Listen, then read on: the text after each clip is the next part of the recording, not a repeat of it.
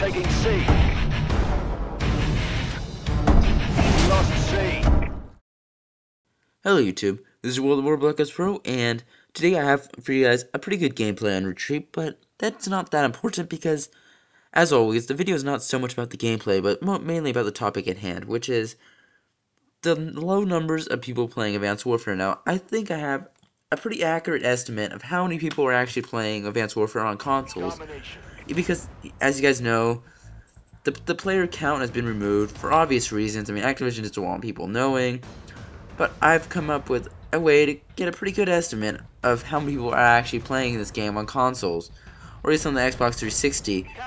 So as you guys may or may not know, for the PC there's this thing called Steam, and Steam actually shows how many people are playing certain games at certain times. They show like how many people are currently playing the game and how many people are played at the peak during that day.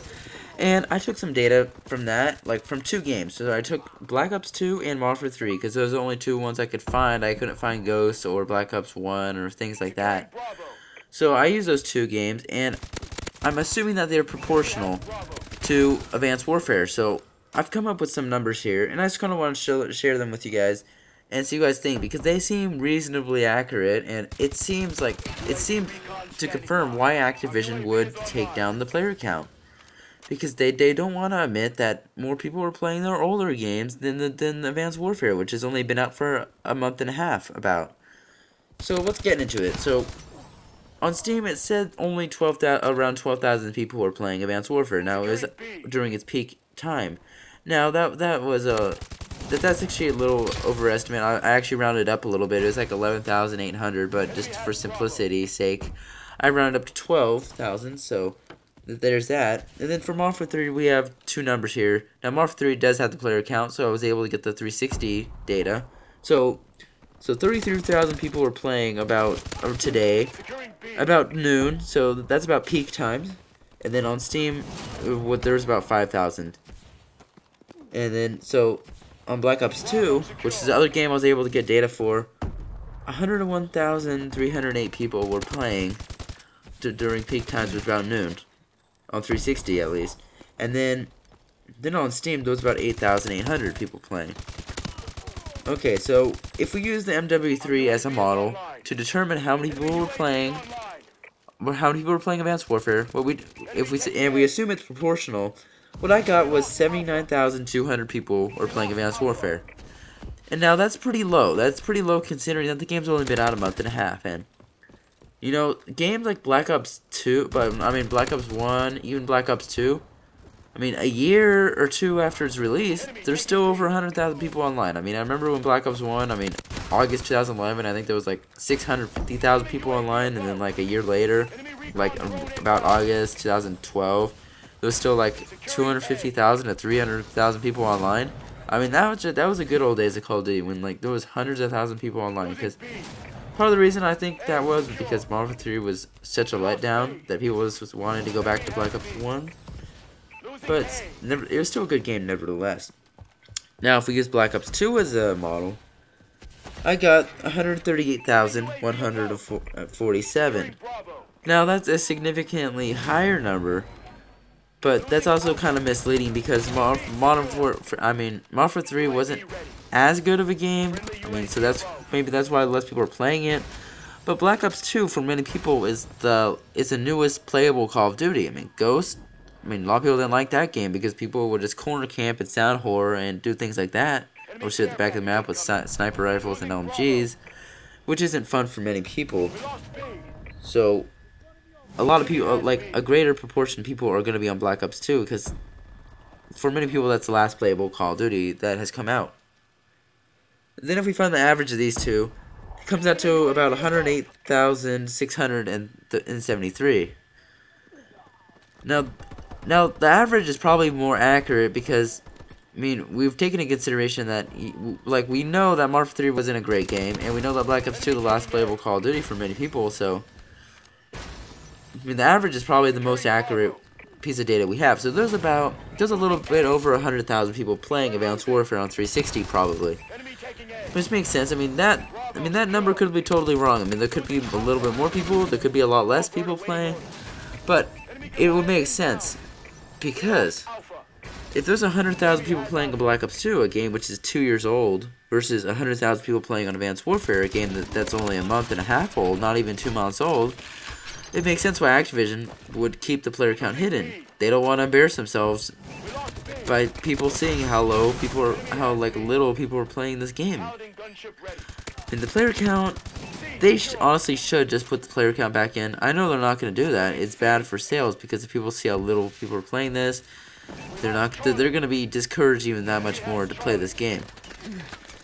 Now, you know, I don't think that they're going to bring the player count back because, you know, of course, they don't want to embarrass themselves, but it's always helpful to have, especially when you're trying to find a match in a less played game mode that's not TDM. Like, let's say you're trying to play Capture the Flag. Like, do you want to know if there's one person in that lobby or 1,000 people in the lobby? Because it may take you a long time to find a match if you don't know how many people are in the lobby.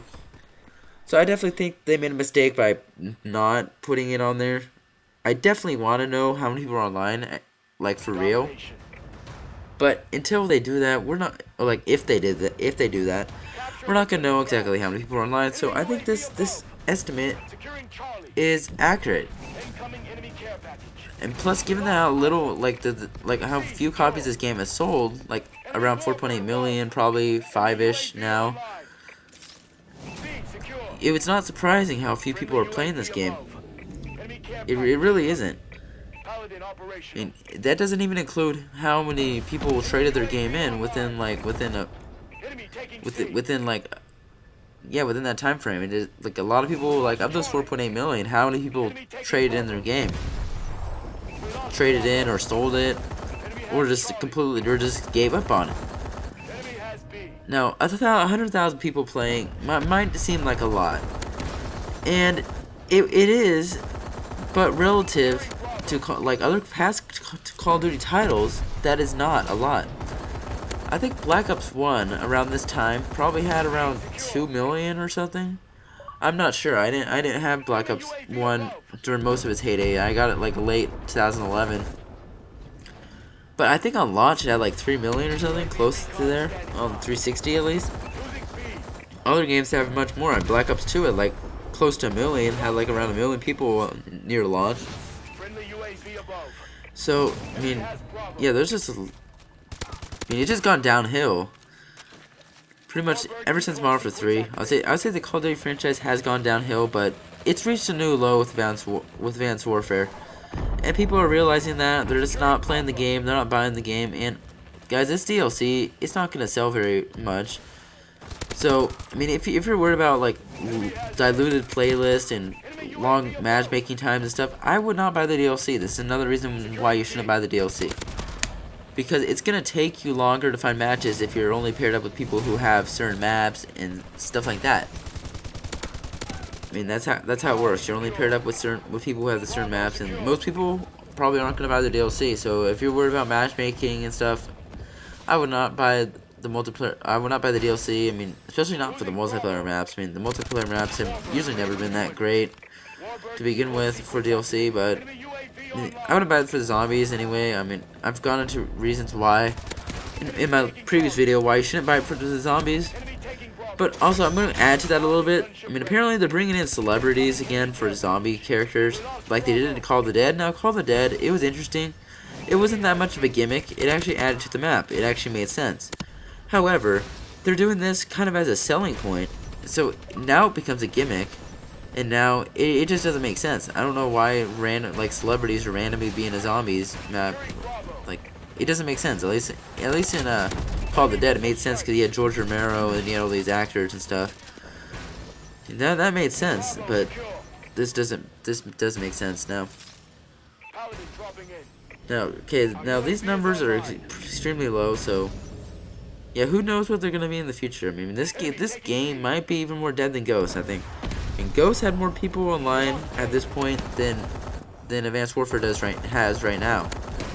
I'm not Ghost had more people online last year around December than this game does right now, and the Christmas noob population probably isn't gonna increase that dramatically, just because the Christmas noobs are probably watched YouTube and probably are like, oh man, this game sucks. I don't want it for Christmas, and they just don't get it for Christmas, or they do get it for Christmas and they return it the next day. So I wouldn't expect the players' population to increase that much. I mean, I'm not sure how much it was on launch. I mean, we don't know those numbers. Probably no more than 200,000, 2 to 300,000. That's what I'm thinking, and then it just dropped off dramatically after that due to lag and due to all the other BS problems in this game. So I don't expect those numbers to increase at all. I mean, I just expect them to decrease, like, drastically over time. It's no wonder Activision is trying to, pad their pockets with even more money, with micro DLC and things like that. After this game has not only sold poorly, but the longevity is relatively non-existent. I almost don't blame Activision because, yeah, this game has done terrible in terms of sales. This is just more proof for you guys who don't believe me that this game is doing poorly. Sure, Activision comes out and says, oh, this game's the biggest entertainment launch of 2014, but they don't back it up with numbers or other hard evidence. And without doing that, that gives no credibility to their argument. So, guys, don't believe what Activision tells you because they have incentive to lie to you, and yeah, just pretty much hide the truth from their investors so they make even more money. So, anyway, guys, I hope you enjoyed the commentary. If you did, don't forget to like and subscribe, and thanks for watching. This has been World of War, and see you guys later.